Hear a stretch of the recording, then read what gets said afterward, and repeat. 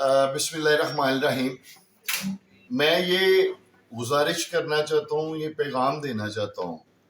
کہ جب عثمان ڈار کو گرفتار کیا گیا تو اس کے ساتھ ایک ڈرائیور تھا جسے غالباً ابھی چھوڑا گیا ہے 1-2 روز پہلے، اور جو اس ڈرائیور نے بتایا ہے کہ جو ہی ان کو گرفتار کیا گیا تو عثمان ڈار کے اوپر بہت بری طرح بروٹل قسم کا تشدد کیا گیا، تھپڑوں سے، گھونسوں سے اور لاتوں سے۔ میں یہ پیغام دینا چاہتا ہوں کہ خدا کا واسطہ ہے، ہم ایک سیاسی جماعت کے لوگ ہیں،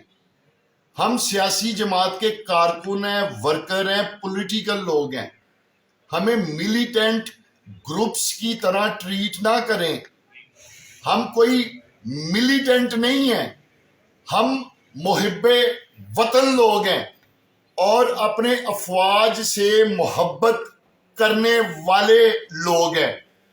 تحریک انصاف کی جہاں تک بات ہے، تحریک انصاف وہ ٹریفک کا جو محکمہ ہے، پولیس کا ٹریفک کا محکمہ،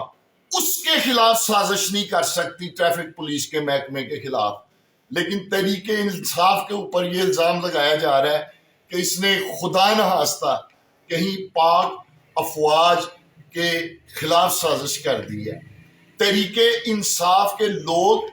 پاکستان سے محبت کرنے والے لوگ ہیں، اپنے افواج سے محبت کرنے والے لوگ ہیں۔ میں یہ گزارش کرنا چاہتا ہوں کہ جب کوئی قتل ہوتا ہے تو مقتول کہ قاتل پکڑنے کے لیے اس میں یہ دیکھا جاتا ہے کہ اس قتل کا سب سے زیادہ بینیفیشر کون ہے۔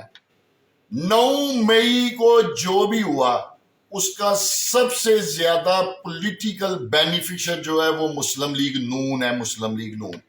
اگر آپ کو رانا ثناء اللہ کے الفاظ یاد ہو جس نے یہ کہا تھا کہ اب یا عمران خان رہے گا یا ہم رہیں گے، اور ہم اب عمران خان